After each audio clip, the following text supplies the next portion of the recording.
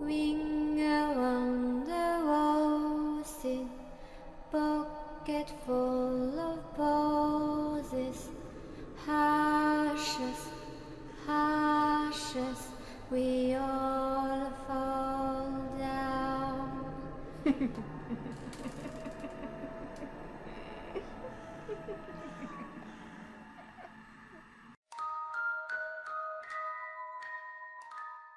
Bonjour à tous mes petits monstres, juste avant que l'histoire ne commence, un rapide petit mot. C'est juste pour vous prévenir qu'un nouvel épisode, enfin du moins une nouvelle suite d'un épisode du Gardien de Nuit est actuellement disponible. Elle sera sur la chaîne YouTube Les Histoires d'Elsa et elle nous fait le grand plaisir de reprendre la suite de la chocolaterie. Et mine que rien, quelques jours avant Pâques, ça tombe nickel, vous ne croyez pas mes petits monstres? Pour tous ceux qui sont intéressés à aller la découvrir, et je vous la recommande fortement, le lien de sa vidéo sera disponible dans la description de celle-ci. J'imagine bien sûr mes petits monstres que Elsa vous la connaissez déjà, le Gardien de Nuit vous le connaissez déjà, alors pourquoi ne pas y foncer? Franchement c'est un super mélange n'est-ce pas? De plus, son personnage, peut-être que vous la connaissez déjà, il s'agit de sa gardienne de nuit qui avait paru sur la chaîne Faisons-nous peur. Et oui, Elsa sera la toute première à reprendre un autre gardien de nuit qui cette fois-ci a survécu à sa nuit de garde et qui revient pour une toute nouvelle aventure. Enfin je veux dire, reprendre une nouvelle aventure en ma compagnie. Et est-ce que cette vidéo serait le début d'une toute nouvelle série disponible sur sa chaîne? Honnêtement mes petits monstres, je ne sais pas. Si vous en désirez une, eh bien foncez la découvrir et allez lui demander en commentaire. Je suis sûr qu'elle serait ravie de le faire. Et maintenant mes petits monstres, je vais vous laisser en compagnie du scénariste qui va vous parler d'une série que vous avez sûrement adorée étant petit. Alors sur ce, place à l'histoire.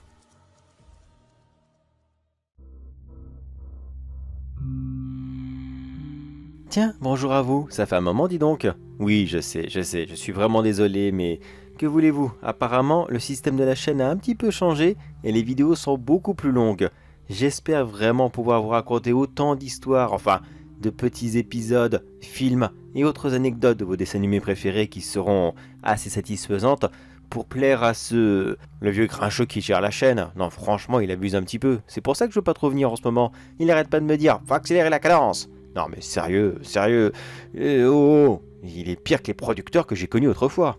Mais bon, il veut quelque chose qui serait plus extraordinaire, quelque chose qui va sûrement vous captiver et qui visiblement a été très demandé. Et oui, je vous rassure, j'ai travaillé dessus. Alors aujourd'hui tout le monde, on va parler de tous les petits secrets de la série Il était une fois la vie. Alors, Il était une fois la vie. Qu'est-ce que c'est? Bon, je ne vous la présente pas, j'imagine que vous la connaissez déjà. Mais pour faire extrêmement court, il s'agit d'une série éducative qui est sortie en France à partir de 1987 sur France 3 et sur Canal+. Comme je vous l'ai dit, c'était une série qui se voulait être éducatif et qui apprenait aux enfants le système du corps humain de la façon la plus simple que possible. Même si aujourd'hui, je l'avoue, pas mal d'informations de cette série doivent être complètement obsolètes. Lesquelles? Je ne sais pas, je peux pas vous le dire, je suis pas médecin. Après, je dois vous cacher qu'il y avait une petite difficulté, même une grosse difficulté avec cette série, c'est que certes, nous, les scénaristes, on peut se permettre tout et n'importe quoi dans une série. On peut faire voyager nos personnages dans l'espace, dans le désert, sous l'océan, et j'en passe. Leur faire vivre moultes aventures, trouver des trésors, combattre des monstres, ou je ne sais quoi encore. Mais malheureusement, dans une série éducative, on ne peut pas se permettre, non pas du tout. On avait toujours une liste très précise de choses qu'on devait incruster au scénario pour que les enfants puissent le comprendre, et je l'avoue que ça a été parfois très compliqué. Aucun d'entre nous n'était médecin, alors vous imaginez un petit peu, on essayait de placer des personnages avec des mots bien précis dans des situations que nous-mêmes on connaissait même pas. Alors pour vous dire à quel point que c'était très difficile. La seule liberté qu'on avait, c'était simplement sur le physique des personnages. Et ça je l'avoue, que même là on était un petit peu limité car la série, enfin même les séries Il était une fois, avaient toujours ces personnages emblématiques comme Pierrot, Pierrette, Maestro et j'en passe. Alors malheureusement non, on ne pouvait pas non plus faire preuve d'imagination pour ces personnages.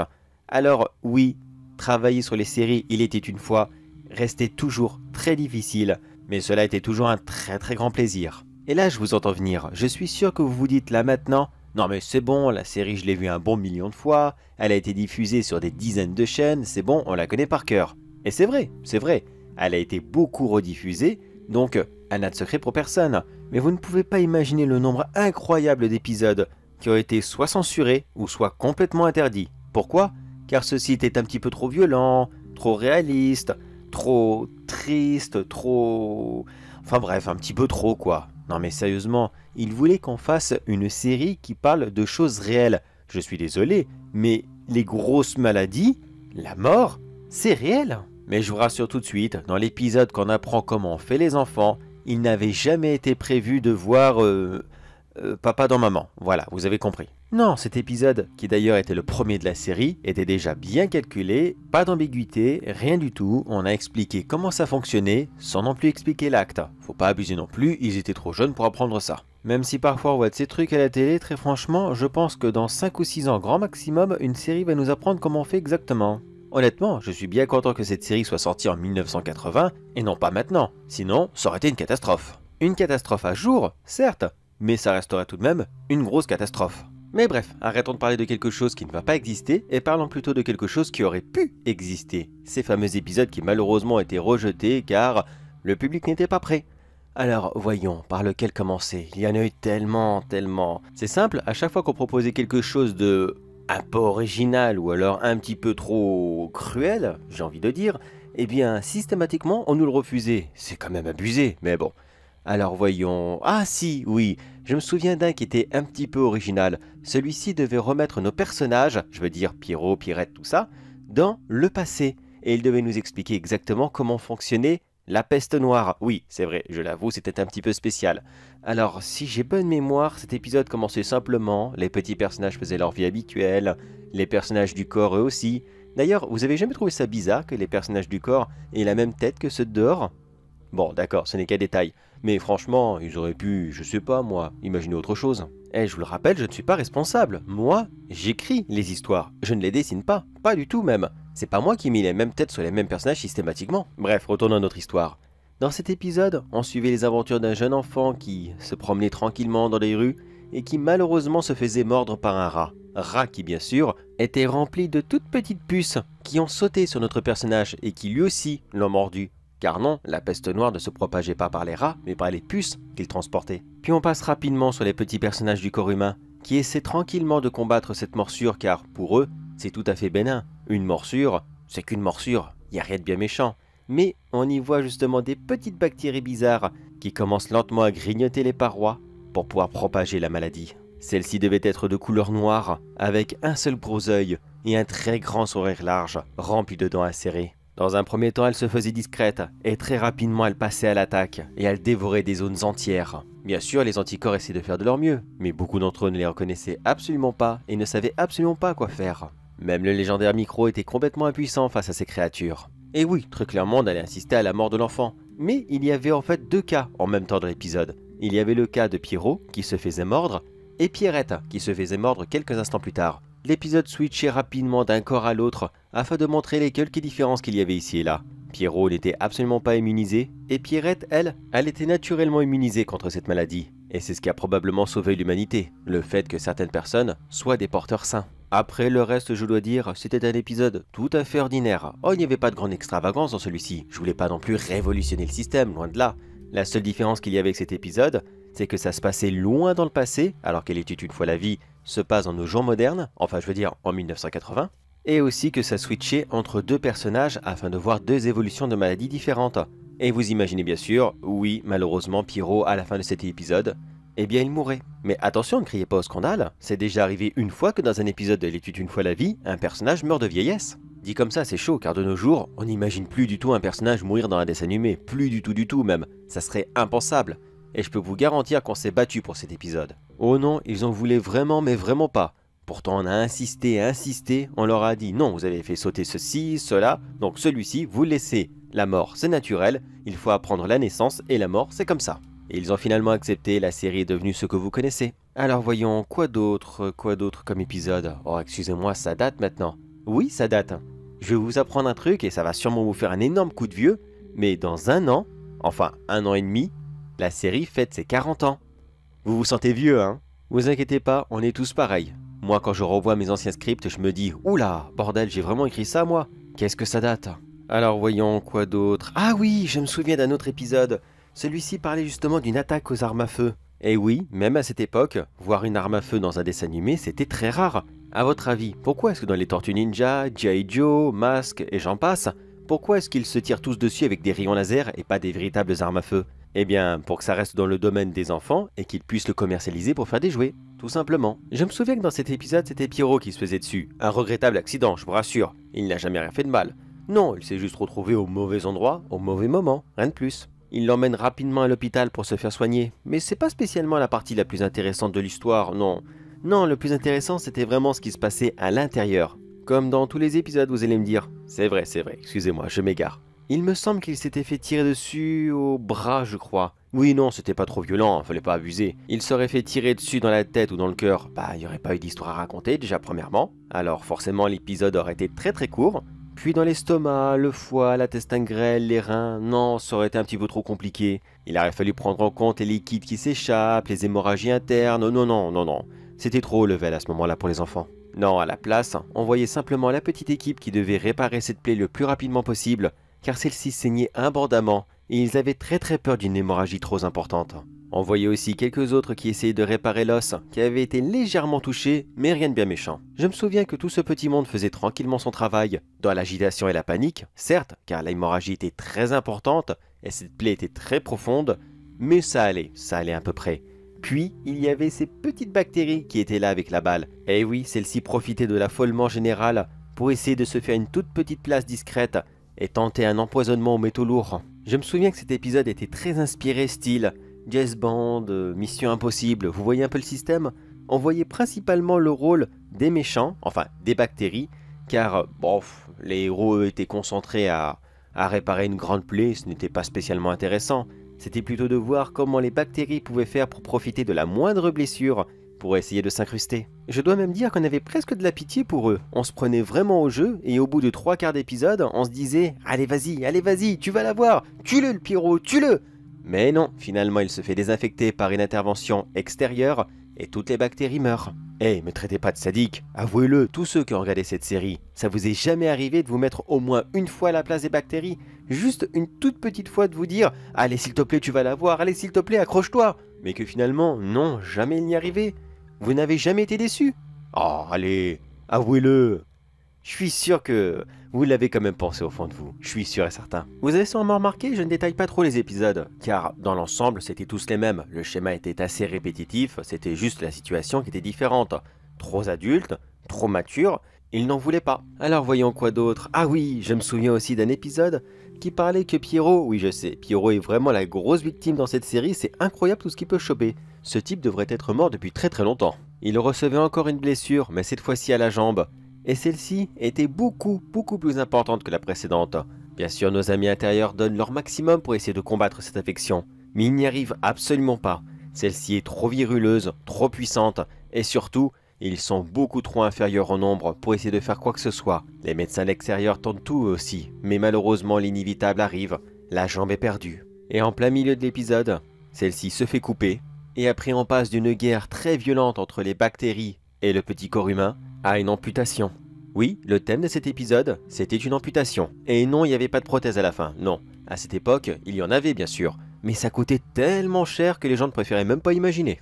Bah, remarquez aujourd'hui encore, alors ça n'a pas trop changé. En fait, c'est ce qui faisait le charme de cet épisode. Ça passait d'une extrême violence au début, avec une grosse guerre entre le corps humain et les bactéries, à l'amputation qui était beaucoup plus relax, beaucoup plus cool, et qui laissait simplement les plaquettes travailler. Avec bien sûr à la fin une petite leçon de morale de la part de Maestro, qui nous dit qu'on doit s'accepter comme on est, avec nos défauts aussi, et même si on est différent par rapport aux autres, c'est justement notre différence qui fait notre force. Car oui, cet épisode devait avoir une suite, elle devait être beaucoup plus psychologique. Il n'y avait plus d'infection, plus de combat du corps humain, non. Enfin, si, il y avait quelques restes ici et là, mais c'était pas vraiment le sujet. C'était plus un combat mental, où tout du long Pierrot se dit « Ah ça y est, j'ai perdu une jambe, je vais devenir nul, je pourrai plus jouer au foot, je pourrai plus courir partout ». Mais qu'au final, il rencontre des psychologues qui, au passage, il n'a vraiment pas envie de rencontrer dès le début, évidemment. Enfin évidemment non, ah mince, comment dire ça? Disons que dans les années 80, il y avait pas cette mentalité de « je vais mal, je vais voir un psy, je parle un petit peu et c'est bon, je suis guéri ». Non, malheureusement à cette époque, c'était beaucoup vous allez voir un psy, ben vous êtes fou, tout simplement. Je suis sûr que les plus vieux d'entre vous doivent se souvenir de cette époque où si on disait comme cela à sa famille ou à ses amis « oui, moi je veux voir un psy », tout le monde vous regardiez avec des yeux de merlan frit en mode « quoi? Qu'est-ce qui se passe? T'es complètement fou ?» C'était une autre époque bien sûr, et ça c'est un exemple concret de non, c'était pas forcément mieux avant. Enfin bon, vous imaginez bien qu'un épisode aussi sérieux et aussi compliqué que celui-ci, non, il a vraiment mais vraiment pas passé. Et c'est bien dommage, c'est vraiment vraiment dommage. Cet épisode laissait tellement à réfléchir, je suis sûr et certain que beaucoup de mentalités auraient changé à cette époque. Mais bon, c'est pas avec un dessin animé non plus qu'on refait le monde. Alors voyons, un autre épisode qui avait été annulé, voyons... Ah oui, je m'en souviens. Et pour une fois, c'était même pas Pierrot qui était mis en cause. Non, c'était sa mère... Comment est-ce qu'elle s'appelait déjà? Oh, je suis sûr que beaucoup d'entre vous sont en train de se dire « Mais si elle s'appelait comme ça !» Bah je suis désolé, je m'en souviens pas. Je m'en souviens pas du tout. Alors, dites-le en commentaire. Je me souviens que dans cet épisode, elle devait simplement se rendre d'un point A à un point B en voiture, et que malheureusement, à cause d'une petite distraction sur la route, elle a fini dans le décor, et elle s'est mangé un gros accident. Mais attention, pas le petit accident de voiture du genre « j'ai englouti le pare-choc ». Non, non, pas du tout. Elle était vraiment dans un piteux état, et cet épisode devait nous apprendre comment réagissait le corps humain face à de multiples blessures qui pouvaient être extrêmement graves pour certaines. Bon, je vous rassure, à la fin elle va bien, elle est secourue par les pompiers qui l'amènent directement à l'hôpital. Mais dans son corps, pendant ce temps, c'est un combat général. Comme je vous l'ai dit, tout le monde intervient sur tous les fronts. Entre toutes ces hémorragies qui ne cessent de se multiplier, les migraines atroces, les douleurs incessantes, et surtout les quelques rares infections ici et là qui essaient tant bien que mal de profiter de la catastrophe pour se faire une petite place, ce qui bien sûr ils n'arrivent pas à faire. Le principe de cet épisode n'était pas de montrer une nouvelle infection, non, c'était juste pour dire attention, toute blessure peut engendrer une infection, mais rien d'autre. Non, c'était surtout cette espèce de... comment est-ce qu'on pourrait dire? Ambiance un petit peu militaire, vous voyez ce que je veux dire? Vous avez déjà vu dans ces films le médecin qui court à travers les tranchées, qui passe de position en position pour essayer de secourir ses camarades? Eh bien c'était exactement la même chose. Il y avait un front qui essayait de guérir une hémorragie dans tous les coins, et on avait nos deux petits personnages en navette qui ne cessaient de voler à droite et à gauche pour essayer de porter assistance, alors qu'eux-mêmes n'y arrivaient strictement pas. On avait aussi Maestro en panique qui ne cessait d'envoyer des centaines et des centaines d'informations partout sur le corps, pour qu'il arrive tant bien que mal à gérer la douleur, et essayer d'envoyer les bonnes informations à tel endroit pour qu'il puisse guérir. En fait, maintenant que j'y repense, cet épisode il était gore, il était même très très gore, car comme vous le savez, dans Il était une fois la vie, le sang, on le voit. Oui, enfin, on voit les globules rouges, mais on voit aussi le sang à l'état liquide. Et bien dedans, il y en avait du sang dans cet épisode, beaucoup, beaucoup de sang même. Il me semble même qu'il y avait un os qui était cassé, alors lequel, ça je ne sais vraiment, mais vraiment plus. Mais je crois oui qu'il y avait un os, peut-être un bras ou une jambe qui était cassé. Mais non, n'allez pas imaginer non plus un œil crevé, les organes qui pendent ou je ne sais quoi encore, fallait pas abuser quand même. Certes, on s'était un petit peu amusé en l'écrivant, mais on savait quand même que c'était un dessin animé pour enfants. Alors on a mis beaucoup de sang, mais pas de boyaux non plus, fallait pas pousser. Ou alors pas beaucoup en tout cas. Oh là là, que de bons souvenirs. Tant d'épisodes qu'on avait si longtemps travaillé qui finalement n'ont jamais sorti. C'est bien dommage, mais au moins ça me rassure que vous les connaissez. Certes, vous ne voyez pas le résultat final comme moi je le vois, car évidemment, lorsqu'on fait une histoire, on la voit dans sa tête de A à Z, et vous n'avez pas les images. Mais c'est déjà ça. Après de mémoire, mes collègues, car oui, je ne travaillais pas tout seul sur la série, il me semble que mes collègues travaillaient sur un épisode sur la ménopause, qui lui aussi a été refusé. Alors comment ça fonctionnait, ça je ne sais pas du tout. Je suis désolé, mais je suis pas médecin, comme je vous l'ai dit, alors je peux pas rentrer les détails. Il me semble qu'un autre de mes collègues travaillait aussi sur un épisode où le personnage se fait crever un œil, je crois, et que cela devait parler de la réparation, ou alors de la grève, je ne sais plus spécialement, ou alors de la pose d'un œil de verre, je sais plus. Oui, je suis désolé, mais j'ai pas beaucoup lu leurs notes, on en avait tellement en même temps. Je crois qu'il y en a un qui parlait de l'amputation d'un doigt, qui devait être un épisode de secours, si en cas celui de l'amputation de la jambe ne passait pas, on proposait celui du doigt. Au final, les doigts ont été refusés. Il y en a un qui parlait des hémorroïdes, un autre qui devait parler des ongles incarnés. Oui, des sujets qu'on adore. Alors comme vous le voyez, oui, beaucoup de sujets ont été rejetés. Ah oui, sinon on pouvait faire au moins 40 saisons de plus, ça c'est sûr et certain. Mais malheureusement, l'âge du public nous limitait énormément. Et puis honnêtement, entre nous, je sais plus c'est quel collègue qui avait pondu l'idée avec les hémorroïdes, mais... Pourquoi? Franchement, je lui ai demandé, pourquoi t'as fait ça? Même lui, il savait même plus. Ou alors peut-être qu'il voulait pas me le dire. Vous voulez rire un peu? L'un de mes collègues avait même proposé un épisode, attention, c'était son idée, je le précise. Il voulait parler des érections et de la façon que cela se produisait. Mais je vous rassure, c'était pas mon idée, loin de là. Non, sûrement pas. Et si vous voulez savoir comment ça fonctionne, eh bien je vous renvoie à la série Les Cassos, ils vous apprendront. Je me souviens aussi qu'on nous avait demandé un épisode qui parlait du sida. Et je précise, on nous l'avait demandé. Dans cet épisode, la petite équipe intérieure ne savait pas comment réagir au sida. Il le voyait, mais il ne le reconnaissait absolument pas. Celui-ci s'installait tout doucement et il assassinait tous les personnages les uns après les autres, enfin du moins, tous les personnages du système immunitaire. Très rapidement, le personnage se retrouvait sans défense et le sida régnait en maître dans ce corps. Oui, c'était un épisode assez sombre où beaucoup de personnages que vous appréciez mouraient les uns après les autres, mais malheureusement, on n'a pas pu le faire car on n'arrivait pas à trouver l'explication, on va dire, polie, voilà, d'une certaine façon, de comment est-ce que notre personnage avait été infecté par le sida. On avait pensé à la seringue, mais toutes les séries le faisaient, donc franchement, est-ce que ça aurait été original? Absolument pas. Oui, bien sûr, on a pensé à la version originale de comment on fait pour l'attraper, mais je pense que dans ce dessin animé, ça n'aura pas été trop possible. Non, on pouvait pas spécialement glisser, c'était... Non, c'était pas possible. On avait des idées, on avait des bonnes blagues même, mais non, ça passait pas. Et au final, c'est South Park qui les a utilisés. Au moins, elles n'étaient pas perdues. Et si vous vous posez une question, pourquoi est-ce qu'on nous a commandé un épisode comme cela sur le sida? Eh bien, parce qu'à cette époque, fin 80-90, c'était très à la mode de parler de cette maladie. Elle n'était pas nouvelle, bien sûr, mais disons que voilà, c'est un petit phénomène, il fallait que tout le monde en parle pour je ne sais quelle raison. Et oui, j'ai fait plusieurs autres épisodes sur le sida dans d'autres séries, mais on en parlera une prochaine fois. Et bien sûr tout le monde, je garde le meilleur pour la fin, car j'imagine que vous aimez l'action, vous aimez le gore, vous aimez le violent. Alors oui, il est possible que moi et mes collègues, bon c'était juste pour s'amuser, hein. Très franchement on savait déjà qu'il allait être refusé, mais on avait un petit moment à perdre, alors on se dit pourquoi pas travailler sur une infection de zombies. Eh, ça aurait été classe, non? Surtout que nous, on avait plusieurs possibilités. Soit Pierrot, car oui, c'est la victime, devenait le patient zéro et que c'est lui qui commençait l'affection des zombies, ou alors, eh bien, c'était une victime parmi plein d'autres dans un univers post-apocalyptique.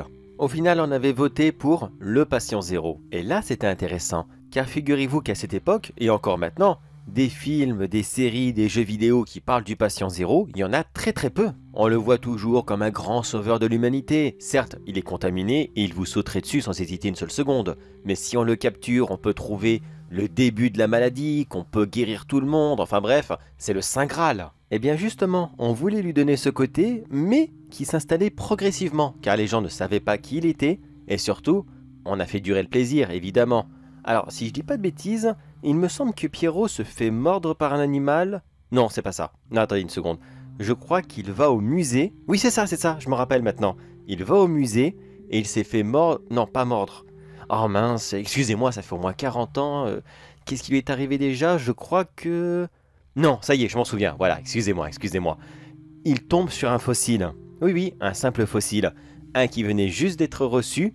Et Pierrot décide de le manipuler car c'est un enfant, les enfants ça touche à tout, et ce fossile était encore couvert d'une ancienne maladie qui avait survécu des milliers d'années dans la glace. Oui je sais, de nos jours cela existe, mais à cette époque c'était de la fiction. Comme je vous le disais, Pierrot ramasse simplement ce fossile pendant que personne ne regarde, il se coupe avec, et c'est là que l'infection se propage. Bien sûr, il ne le dit à personne, il veut pas se faire choper. Il rentre simplement chez lui, il se met un rapide bandage sur la main, et lorsque sa mère lui demande « Comment tu t'es fait ça ?» Il répond juste que c'est un chat qui l'a griffé. Mais pendant ce temps, dans sa main, de toutes petites bactéries qu'on avait représentées par des espèces de petits hommes des cavernes. Oui, je sais, on n'avait pas beaucoup d'imagination, mais c'était un délire. Ceci était très discret dans un premier temps, car il n'était que 3 ou 4, grand maximum. Et non, les globules blancs ne les ont pas directement détruits. Ça aurait été beaucoup plus simple et ça aurait arrêté l'infection. Mais malheureusement, ils ne les connaissaient pas, et ces petits hommes des cavernes restaient bien tranquillement dans un coin, car ils avaient l'habitude justement d'être discrets. Cela leur avait pris 3 jours pour passer de 3 à 30. Ils auraient pu être beaucoup plus nombreux s'ils auraient attendu. Mais non, ils avaient faim. Alors ils sont descendus dans une veine, et ils ont commencé à marcher au milieu des globules rouges. Tout le monde était intrigué de les voir. Ils se disaient « Mais attendez, c'est qui ça? On les a jamais vus. » Même le petit trio, vous savez, la petite gamine, le grand costaud et le maestro rouge. Même eux, ils étaient intrigués. Ils ont demandé au maestro rouge « Mais c'est qui cela ?» Ils n'avaient malheureusement pas de réponse à leur donner. Alors ils ont essayé de les esquiver au maximum car personne ne savait pourquoi, mais il y avait comme un petit sentiment de danger aux côtés de ces gars. Bien sûr qu'il y avait un réel danger, mais je vous rassure, ils n'ont pas sauté immédiatement sur les globules rouges. Encore une fois, ils étaient très discrets. Ils ne savaient pas vraiment où est-ce qu'ils se trouvaient, mais ils savaient comment faire pour avoir de la nourriture facilement et surtout sans le moindre effort. Est-ce que vous vous rappelez de toutes ces petites salières, ces petites matières grasses, ces morceaux de sucre qui se promènent dans les veines? eh bien ils ont commencé à les isoler dans des coins, là où ce que personne ne regardait. Ils les ont dévorés les uns après les autres sans que personne ne remarque quoi que ce soit. Et quand ils furent beaucoup plus nombreux, là, ils ont commencé à mordre les globules rouges. Mais attention, simplement mordre, car ils savaient très bien qu'ils ne pouvaient pas les manger, ça aurait pris beaucoup trop de temps, et le but pour eux était d'abord de propager une infection afin d'être beaucoup plus nombreux, car du renfort, ils allaient en avoir besoin. Ils voyaient les globules blancs comme ceux-là qui se promenaient ici et là. Oui, ils n'étaient pas aveugles, et ils se doutaient bien que oui, des personnages aussi grands, si forts et si imposants devaient être un danger pour eux. Par chance, les globules blancs ne les connaissaient pas, alors ils n'ont rien fait dans un premier temps. Alors les petits hommes des cavernes ont mordu et mordu des dizaines et des dizaines de globules blancs. Ceux-ci se sont sentis fiévreux, mal, se sont écroulés par terre, puis se sont relevés et sont devenus noirs, aussi noirs que les ténèbres. Ils ne transportaient plus d'oxygène, ça, ce n'était plus leur fonction.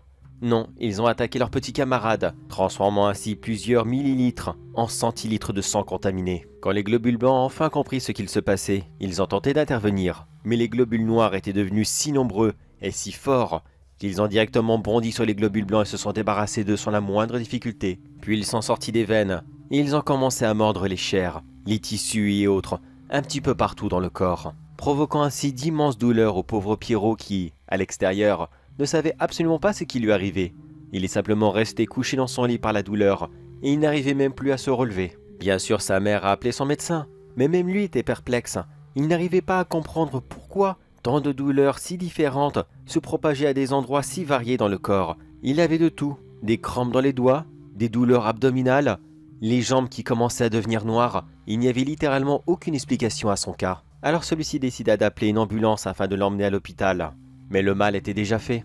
Il passa plusieurs longues minutes à hurler de douleur dans l'ambulance, pendant que dans son corps, les quelques rares globules blancs qui restaient ici et là essayaient tant bien que mal de protéger le cerveau. Celui-ci livrait un combat intensif pour pouvoir se défendre, digne de Zovo Clean Dead. Le maestro principal, celui qui se trouve dans la tête, ne cessait de hurler qu'il fallait défendre le cerveau à tout prix, que lorsqu'ils seraient dans l'hôpital, les médecins les aideraient, qu'ils auraient forcément une solution.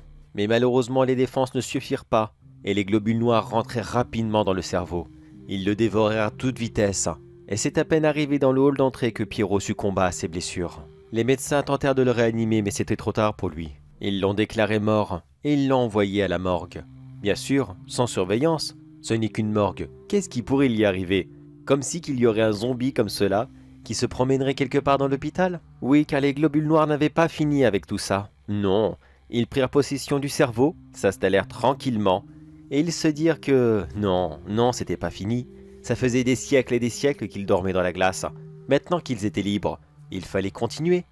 Alors ils prirent le contrôle intégral du corps, réparèrent rapidement quelques lésions, puis ils le refirent marcher, afin qu'il cherche de la nourriture. Pierrot sorta lentement de la morgue. Il commença à marcher dans les couloirs, et il tomba sur quelques personnes qui aussi étaient des patients. Ils étaient blessés et mal en point, et ne faisaient pas attention à ce petit jeune qui ne faisait que passer devant eux. Grossière erreur, Pierrot se jeta sur eux, et il ne cessa de les mordre partout où il le pouvait. Chaque morsure était accompagnée d'une quantité astronomique de globules noirs.